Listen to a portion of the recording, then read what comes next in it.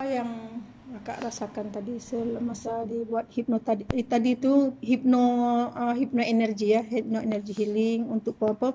Untuk perbaikan kejiwaan. Kalau dah jiwa dah makin sehat, sekaligus untuk perbaikan saraf. Kalau dah jiwa dah makin sehat, pikiran makin sehat, insya Allah pikiran tubuh juga akan semakin baik. Apa yang Kakak rasakan tadi semasa saya programkan ataupun saya buat hipno dengan kata-kata?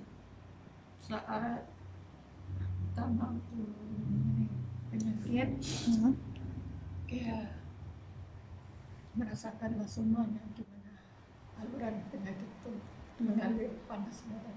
Ya, panas. Saat saya katakan rasakan panas, energi panas mengalir di seluruh urat darah, apa yang Kak rasakan?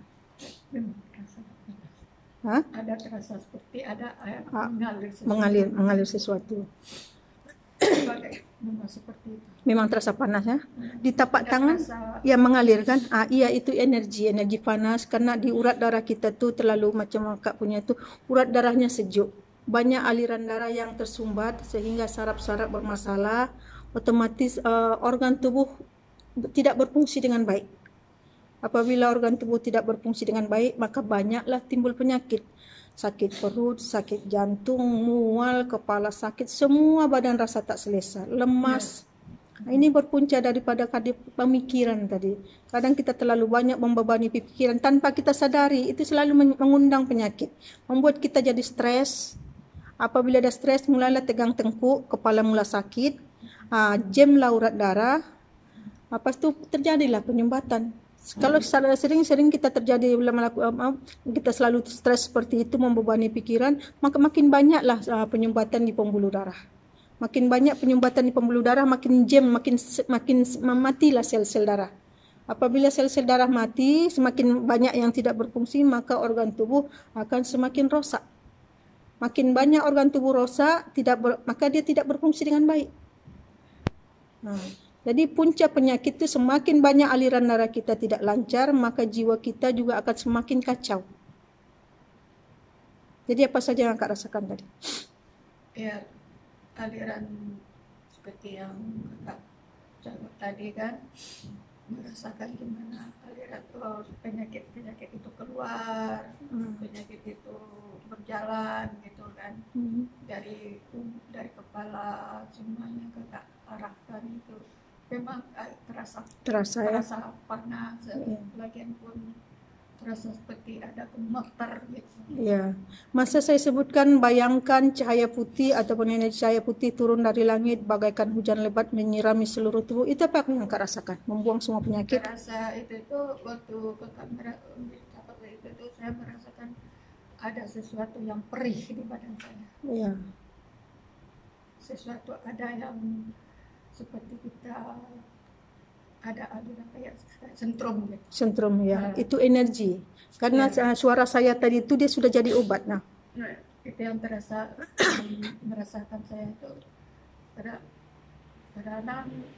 terasa tak kuat menahan sakitnya, perihnya ya, karena banyak di dalam ada tercucuk macam kena sayat juga rasanya kan. Ya, karena dia di aliran darah tu banyak penyumbatan. Jadi energi tadi apabila dia mula membersihkan, dia akan membuka kita punya saluran darah. Jadi dia harus cucuk macam pipe air. Kalau ada sampah dekat pipe air tu, macam di parit ataupun longkang, kalau banyak situ sampah, kalau dengan air kecil kita siram dia tidak hanyut kan, jadi harus ditolak dia. Begitu jugalah dengan energi. Apabila banyak penyumbatan di pembuluh darah, maka energi yang besar akan mencucuk dia, jadi kita rasa macam tersayat, macam perih, macam sakit. Ya karena banyak penyumbatan, banyak sel-sel darah mati. Di sel-sel darah mati kita tu, dia akan duduk di situ makhluk halus. Bersarang dia di situ, maka menjadi lama-lama kalau dia bersarang di situ, dia menjadi karakter ataupun perangai bagi kita. Membuat kita cepat marah, cepat hasad dengki, cepat macam-macam yang tidak baik tahu. Jadi menjadi sifat hewan bagi kita. Jadi kalau itu tidak dipulihkan, maka penyakit-penyakit tubuh itu sulit sembuh. Itu kira-kira udah lama tak? Dalam yang saya ya sudah lama. Karena emosi-emosi semua berpunca daripada emosi negatif kita. Semua penyakit itu selama ini kita pernah selalu tekanan batin, tekanan perasaan, dia tersimpan di memori kita. di alam bawah sadar kita. Jadi emosi-emosi negatif itu dia tersimpan di mindset kita tuh. Dia suatu saat dia akan timbul, walaupun kadang masalah emosi negatif sudah 30 tahun yang lalu, dia akan selalu hadir kan. Ini yang selalu membebani pikiran. Apabila kita tidak sadar, jadi kita terasa terbawa arus, kita layan pikiran kita. Kita teringat masalah-masalah yang 10 tahun yang dulu, sehingga perasaan kita tuh sakit. Kalau udah mulai rasa sakit di sini, perasaan mulai sakit, kita pun dah lemah semangat, dah malas kerja, dah lemah badan, dah jadi lemah, semuanya. Jadi mulai masuk angin, macam-macam lah datang. Mulailah sakit kepala, perasaan tak sedap, hati nak marah. Yang dah mulai resah, gelisah. Ini banyak emosi-emosi negatif, tekanan batin ataupun trauma batin tersimpan di mindset kita ataupun di memori atau di alam bawah sadar kita. Ini yang selalu hadir di pikiran kita. Inilah yang selalu mengundang penyakit. Jadi kalau pikiran kita dah mula kacau, jadi kita dah mula stres, maka senanglah makhluk halus datang menumpang di tubuh kita. Dia membisiki kita punya pikiran. Kalau lepas itu kita tidak sadar, kita layan. Dia makin menjadi. Kenapa? Kita lalai ingat Allah. Jadi pikiran kita tuh dikacau dia.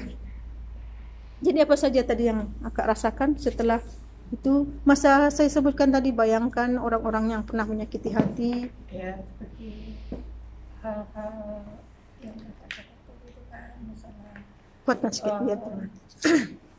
orang yang menyakiti apa selama ini kita kan memang bawa diam aja. Iyalah, kita memendam, kita pendam. Ya udahlah, kita seperti pasrah gitu kan. Iya, tapi sebenarnya tersimpan di sini kan, Ya, di perasaan. Walaupun kita coba memaafkan, tapi masih tersimpan. Masih ada gumpalan. Iya, gumpalan tuh, bekas dia tuh, walaupun dia sudah luka dah sembuh, tapi bekas dia masih ada. Jadi selalu dia hadir di pikiran dan perasaan, dan itu mengundang penyakit. Itu yang emosi negatif yang tersimpan di memori. Jadi masa itu aku cakap, bayangkan orang-orang, Ridwan, rosak nanti ibu marah bang. Bayangkan orang-orang yang menyakiti hati, apa yang kau rasakan? Maafkan semua kesalahan orang. Yang terbayang waktu saat itu gimana orang kasar, gimana kita bikin sedih, buat kita sakit hati, ya. Sakit itu kan. Ya aku bayang yang kakak tuh bayangkan, ya itulah yang tuh bayangkan.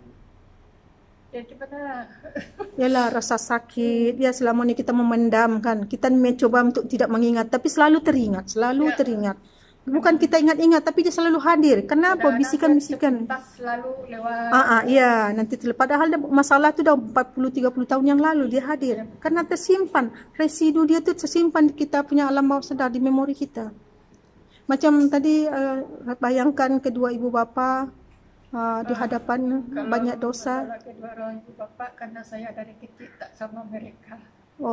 Jadi Dari kecil saya udah terpisah, merantau sendiri. Dibesarkan sama orang angkat, orang tua angkat. Jadi pun kita tak merasakan gimana kasih sayang. Tapi rasa sayang kita sama orang tua itu ada. Iyalah, tapi tidak terlalu kuat. Soalnya kita bukan tak terlalu kita pingin kasih sayang mereka itu tak sampai. Mereka udah pergi kedua-duanya kan. Iya, tak sempat kita membalas ketemu sama sekali. Ya Allah, sedihnya. Makanya iyalah sedih.